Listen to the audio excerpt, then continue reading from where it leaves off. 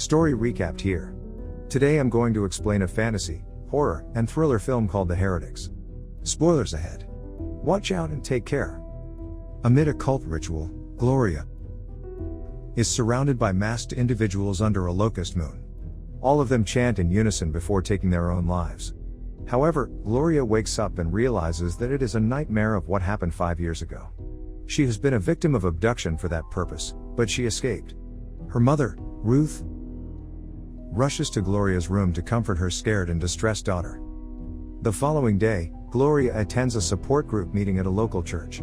Most of the members are victims of traumatic events and abuse in the past. One of them, Mary, shares her experience, but Joan, Gloria's lover, interrupts her by saying that God isn't real. The therapist reprimands her and asks her to leave the group, which she does. Gloria and Joan are both volunteers in a shelter and work together with Kent. After the session, Gloria and Joan end the night in bed together. As her way of showing love, Joan gives Gloria a bracelet and says she has something special for their anniversary tomorrow. According to Joan, the necklace will keep her safe whenever they are not together. While walking alone to her house, Gloria passes by an old van which she finds suspicious. A man from behind abducts her and forces her inside the vehicle. Gloria gains consciousness and sees that she is chained. While her abductor is busy driving, she tries to retrieve her bag quietly and manages to get a hold of her phone. She contacts her mother, but she does not pick up, so Ruth goes straight to voicemail. The abductor notices it and immediately grabs the phone before knocking her unconscious once again. After some time, the abductor brings Gloria to a secluded cabin with chains hanging from her wrists and ankles. He lays her down to chain her to the wall while she is still knocked out. Gloria dreams of awakening from the ritual with her body drenched in blood. She walks in horror through the corpses of the cultists who took their own lives, but she wakes up. Not long after, the abductor's identity is revealed, Thomas, a man whose face is covered in scars and other symbolic drawings around his body. According to him, the cultists need Gloria before tomorrow's sunrise, and after that, she will be free. When Gloria asks why she has been abducted again, Thomas says that she needs to be saved. Meanwhile, Joan calls Ruth after not seeing Gloria in the shelter where they volunteer. Ruth runs to Gloria's room to check and is in shock to not see her daughter around. When she rushes back to the phone, she discovers the voicemail from Gloria, making her worry even more. Later that day, Ruth gets in touch with the police and is interviewed by Officer Carter. However, he claims that the police can only do so much but wait for more leads. It prompts Joan to organize a search with other volunteers from the church. Gloria lashes out at Thomas for the cult's malpractices back in the cabin, claiming that they ruined her life. Thomas says that he has been a part of the cult his whole life, and he even saw Gloria 5 years ago during the ritual.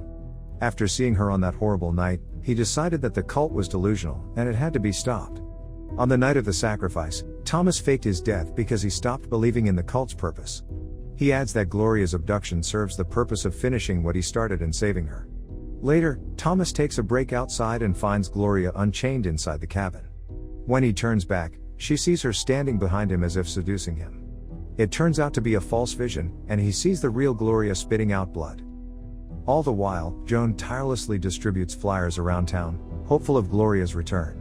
While doing so, Joan puts a knife on a man who refuses to look at Joan's flyer out of frustration. Gloria's disappearance has spiraled her into a state of panic and urgency. Back in the cabin, Gloria sees the door open wide, and a cloaked figure emerges from the dark. The chains make her more helpless in the given situation, leaving her no resort but to scream. The figure approaches her, but it is just a vision of one of the cult members. Thomas calms her down and tells her that the ordeal will end once he protects Gloria until sunrise. That evening, Joan receives a call from Ruth, who asks her to come over.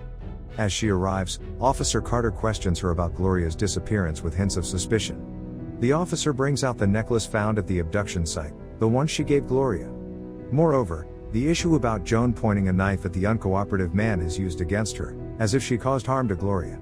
Ruth takes Carter's side while he orders Joan to come with him to the police station.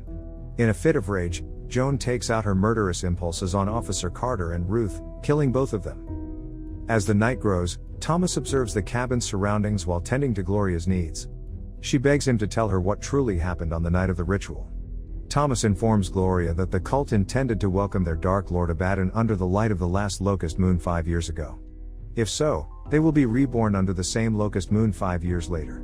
The cultists believe that their lord is inside Gloria for the past 5 years and it's been growing stronger. They would have finished the ritual that night, and she would have been sacrificed to bring Abaddon into the world. He warns Gloria that not all cult members are dead, meaning that they should be more careful. Meanwhile, an angered Joan opens a secret doorway in her house and kneels before a figure surrounded by candles. She sincerely prays to it, claiming it as her lord, revealing that she is part of the cult. While asking for strength, she flogs herself as punishment for losing Gloria. Afterward, she sets out on a journey to find Gloria and continue bringing her lord into the world. As time passes, Gloria becomes weaker in the cabin, so Thomas repeatedly comforts her. As he speaks, Gloria sees an apparition of Abaddon, causing her to be more unhinged. Later, Thomas sees Gloria growing weird holes in her shoulders and realizes the truth to the cult's beliefs. He excuses himself and walks away, disturbed by what he witnessed. When he turns back, Thomas sees Gloria standing in front of him in an attempt to be a subject of seduction. She kisses him and pins him to a chair, where they become more intimate. Not long after, Gloria morphs into a demon before vanishing. Thomas is caught off guard and checks on the real Gloria, who has completely lost consciousness. Gloria's crippling state urges Thomas to provide her more comfort, so he transfers her to a bed. When she tells him she feels weird about herself, and he is in denial of Abaddon's existence. Back in the shelter, Joan gets mad at the volunteers for calling it a day to find Gloria. Ken approaches and introduces her to Mr. Vela, who provides information about seeing a suspicious van. He provides the tip that the abductor's face is covered in scars and is headed east. Instantly, Joan is certain of who the abductor is and begins her journey of following his trail.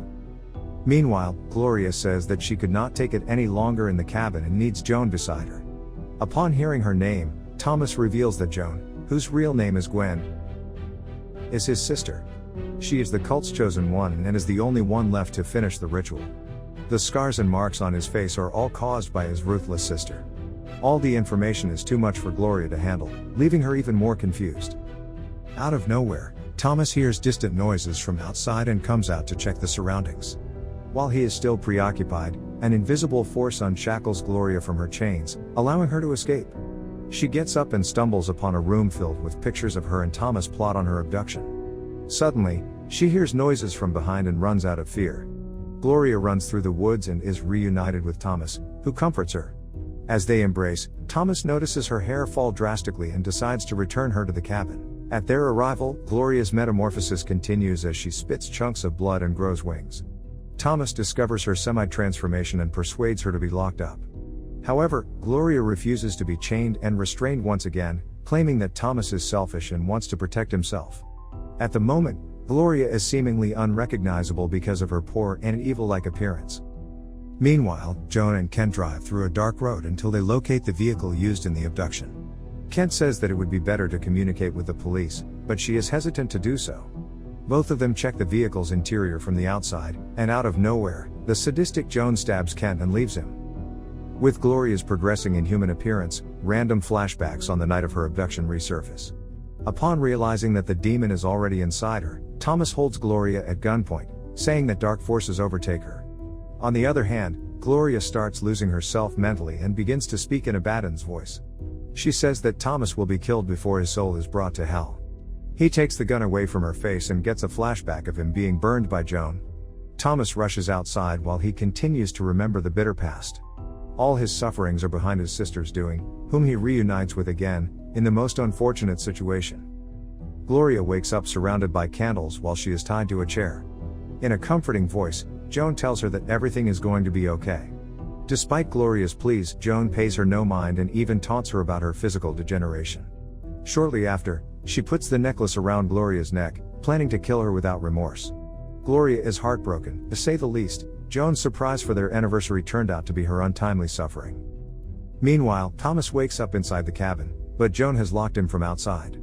He peeks through the door and persuades Joan into stopping her sadistic ways, but to no avail.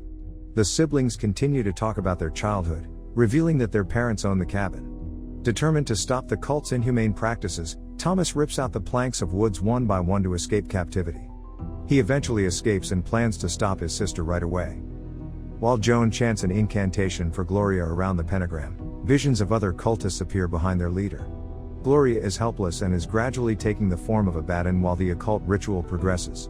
Thomas breaks the door with an axe to stop the ceremony, but he ends up in an empty field.